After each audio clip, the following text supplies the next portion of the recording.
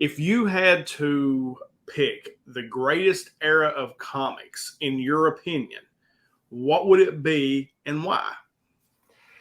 Sure. I mean, as far as me personally, what I like to collect and what I feel like has made the most impact in today's climate, I'd probably say Silver Age. Just because that's when all of the huge characters that everybody knows were created. Really, I mean, going back to the Golden Age, obviously we got Superman and like everything that started it. But as far as I'm more of a Marvel guy, I appreciate and I enjoy DC stuff. But for me personally, like if I were to find like a collection, for example, because I also buy collections. I'm always looking for Marvel Silver Age. I mean, that's, and as far as the personal impact on me, I think, especially with a lot of those stories, when Stan Lee and all of the story, well, most of the stories back then had kind of like even more alternate meanings, being Jewish writers, and so it's, I don't know, right? Writing today, it's definitely different and entertaining, but as far as the cultural impact, it's hard to beat Silver Age Marvel for me.